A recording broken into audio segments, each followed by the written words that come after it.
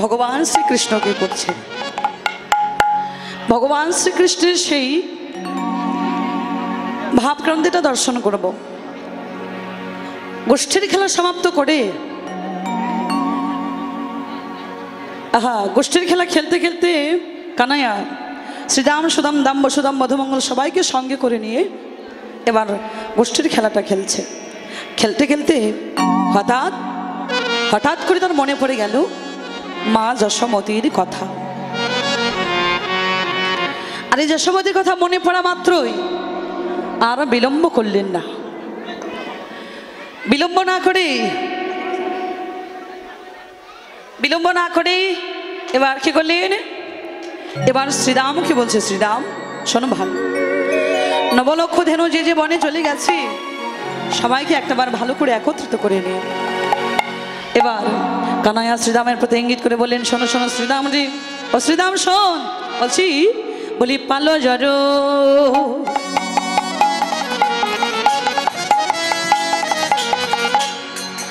করো শ্রীরাম,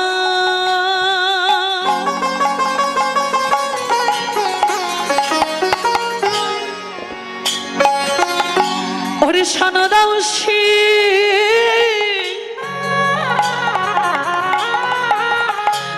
ওরে সিংগাই রে, ওরে পালো জড়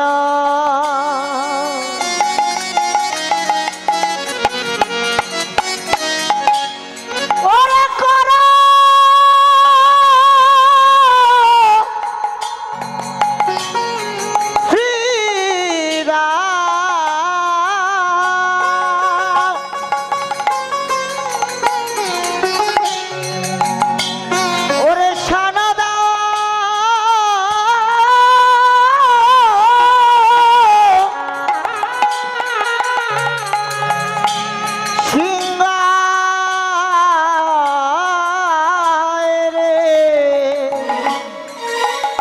ওরে সঘনে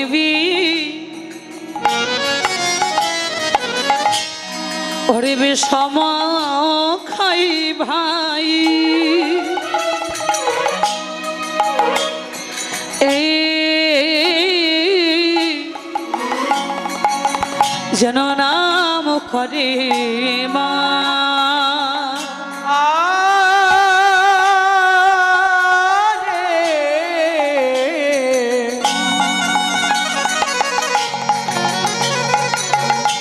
সঘনে বিষম খাই ভাই, নাম করে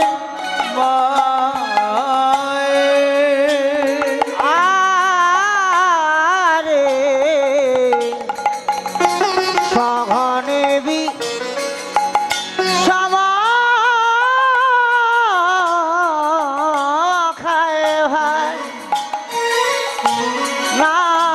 করে মায়। আমার মা বুঝি কত নাম করেছে, আমার মা বুঝি কত নাম করেছে, আমার মা বুঝি কত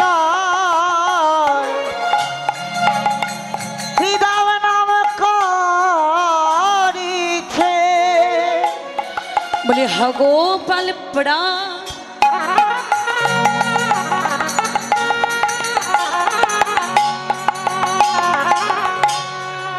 গোপাল বলে আমার মা বুঝি কত নাম করেছে,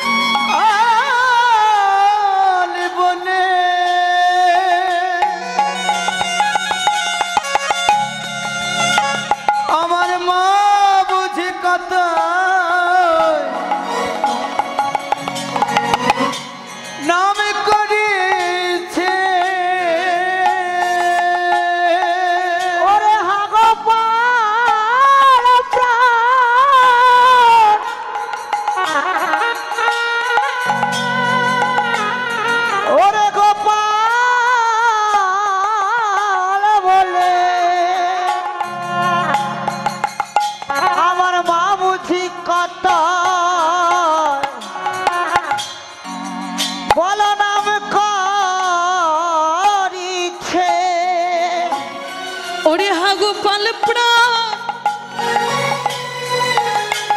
ওরে গোপাল বলি ওই না পথ পানে সেই ওরে হা গোপাল প্রাণ গোপাল বলে পানে চেয়ে চেয়ে হা গোপাল প্রাণ গোপাল বলে প্রাণে চেয়ে চেয়ে হা গোপাল প্রাণ গোপাল বলে বাবুজি কথা ওরে নাম করিছে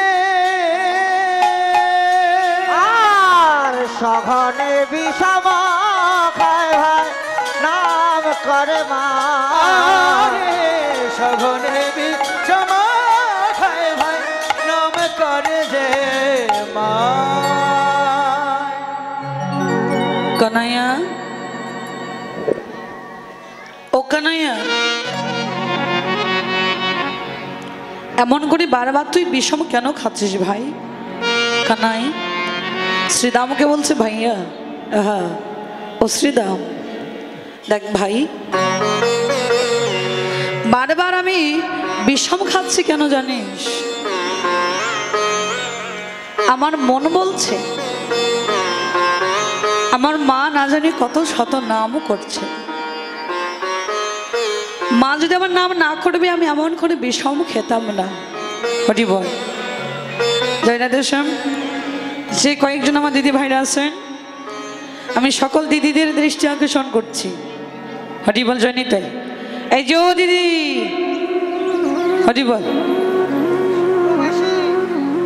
সবাই একটু শান্ত সৃষ্টভাবে বসুন, কথা বলুন না, বলবেন না, দয়া করে একটু চাপে আসেন। আরো যেই জায়গাগুলো শূন্য হয়ে গেছে সেই জায়গাগুলো পূরণ করে দেন, একটু চাপে আসেন।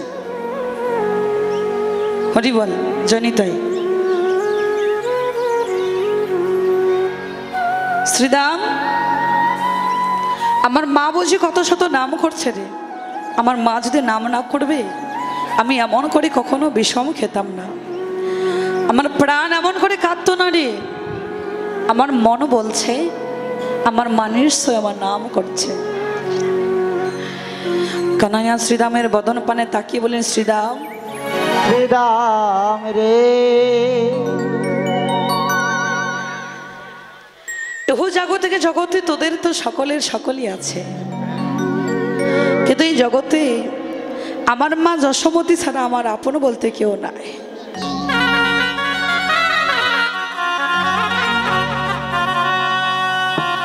তাই তো মার জন্য প্রাণ বড় ব্যাকুল হয়ে কাঁদছে।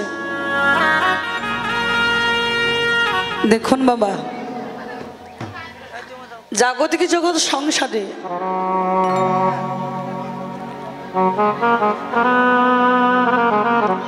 একজন মার যখন সন্তান হয়, সন্তানকে কষ্ট করে যখন লালন পালন করে বড় করে, সুশিক্ষায় শিক্ষিত করে,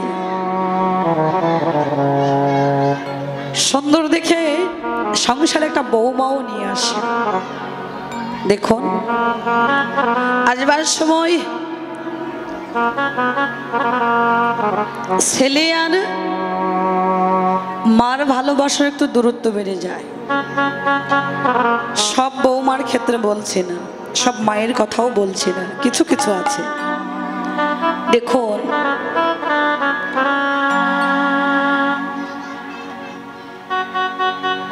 সংসারে যখন ওই সংসারে যখন কর্তা মারা যায়, কর্তা মা যখন মারা যায় সংসারে থেকে যায় বৌমার শ্বশুর। তো দেখবেন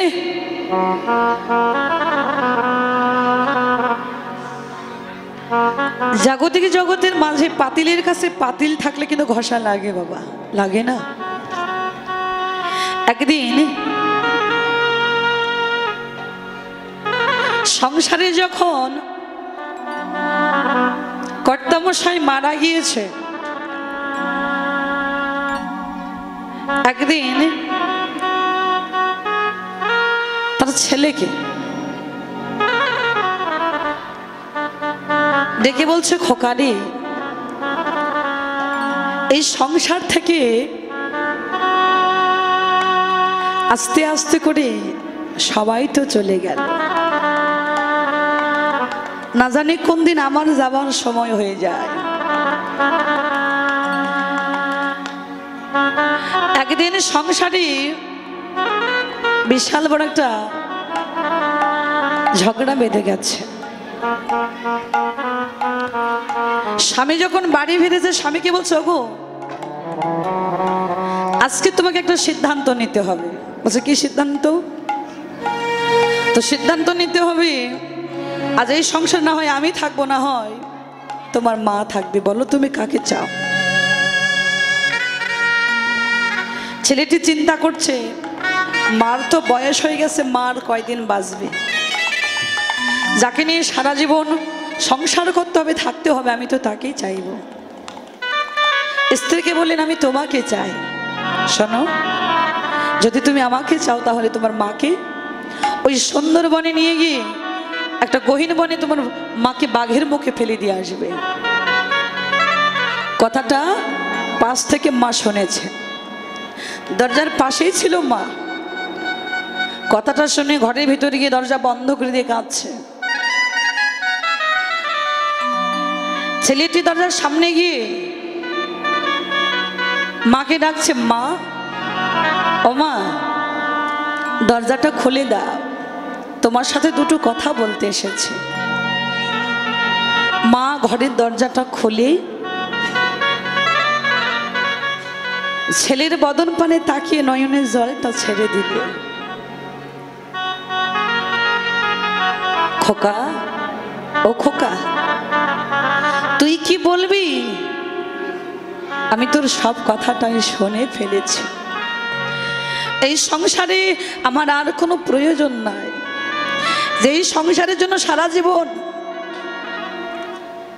কত পরিশ্রম করলাম, কত হাড় ভাঙা খাটুনি খাটলাম, আজকে এই সংসারে আর আমার কোনো প্রয়োজন নাই, কোনো মূল্য না। খোকাদি, বল, কি বলতে এসেছিস? মা, এই ঝাঁকার মধ্যে তুমি বসো, এই ঝাঁকাই করে তোমায় নিয়ে যাব, ওই সুন্দরবনে ঘুরতে নিয়ে যাব। ঝাঁকাই বসেছে, ঝাঁকাটি মাথায় করে নিয়ে চলছে। যেতে যেতে সুন্দরবনে পৌঁছে গেছে। মাথা থেকে ঝাঁকাই করে মাকে নিচে নামে বলছে, খোকা, মা, ও মা, এবার তুমি থাকো, আমি যাই। যেই বলেছে আমি যাই, সঙ্গে সঙ্গে নয়নের জলটা ছেড়ে দিয়ে মা কেঁদে কেঁদে খোকাকে বলছে, খোকা, এই খোকা, আমায় ফেলে তো তুই চলেই যাবি, তবে যা খোকা রে, মনে রাখবি, ওই দেখ আকাশটা ঘনীভূত অন্ধকার হয়ে এসেছে, না জানি কখন মেঘে ডাকি বিদ্যুৎ চমকায়, বলা তো যায় না। খোকা রে, সকাল সকাল তুই বাড়ি ফিরে যা। মা যেই বলেছে সকাল সকাল বাড়ি যা, ছেলেটা যাবার সময় পথের মাঝে থমকে দাঁড়িয়েছে। কি, যেই মা একটা বারের জন্য নিজের প্রাণের কথা ভাবলো না, যেই মা একটা বারের জন্য নিজের কথা না ভেবে আমার জন্য মঙ্গল কামনা করছে, আর যাই কিছু হোক, আমি অন্তত সেই মাকে ফেলে আমি কখনো যেতে পারবো না। ছেলেটি ছুটে গিয়ে মার চরণে আছাড় খেয়ে পড়ে গেছে। মা, মা গো, তুমি আমায় ক্ষমা করে দাও, তোমার শ্রী চরণ কমলে আমায় আশ্রয় দাও। মা, আমি বড় ভুল করেছি, অন্যায় করেছি। লীলার পাশে তত্ত্বজ্ঞ মহাজন তা দাঁড়িয়ে দর্শন করছে।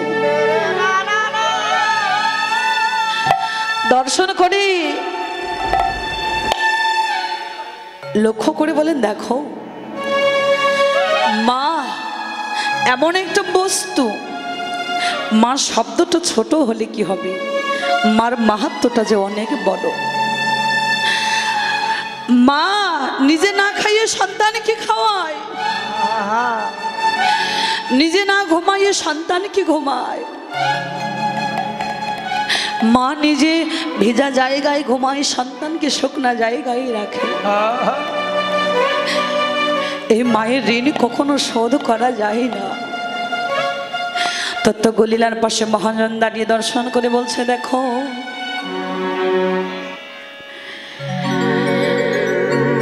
এই জগতে মায়ের মতো আপন কেহ হয় না রে ভাই।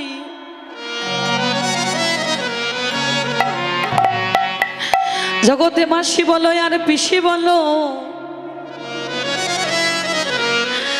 ভাই বলো আর বন্ধু বলো, বন্ধু বলো, মায়ের মতো আপন কেহ হয় না রে ভাই। হয় না রে ভাই। জগতে যার জীবন থেকে মা হারিয়েছে, মা হারিয়েছে, জগতে যার জীবন থেকে বাবা হারিয়ে গেছে, হারিয়ে গেছে, একমাত্র সেই জানে হারানোর কত জ্বালা কত ব্যথা। কত ব্যথা। যারা জীবন থেকে হারায় নাই সেই হারানোর ব্যথা বোঝে না গো, বোঝে না গো। কানাই শ্রীরামকে ডেকে ডেকে বললেন, শ্রীরাম ভাই একবার শোনো রে, এই বৃন্দাবনে তোদের সকলের সকলই থাকতে পারে, কিন্তু এই জগতের মাঝে আমার মা যশোমতি ছাড়া আহা, আমার আপন বলতে আর কেহ নাই ভাবে। আর কেহ নাই ভাই। এই জগতে হারানোর ব্যথা একমাত্র সেই জানে। কে জানে জানো, এই জগতের মাঝে একমাত্র মাতৃহারা,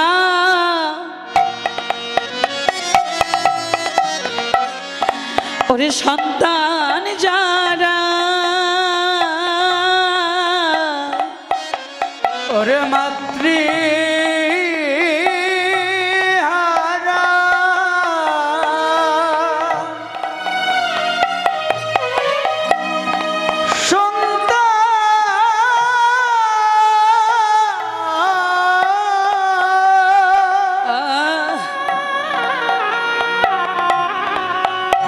সন্তান যারা,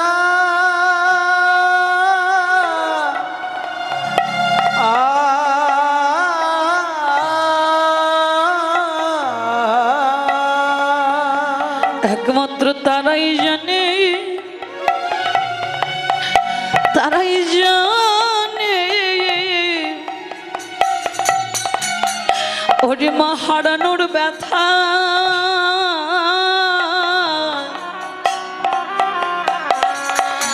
জগতে মাতৃ হারা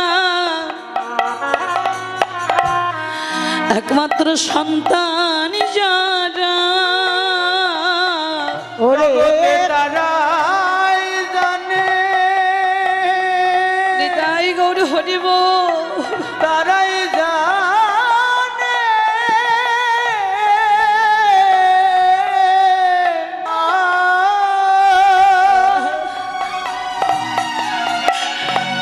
সন্তান যারা,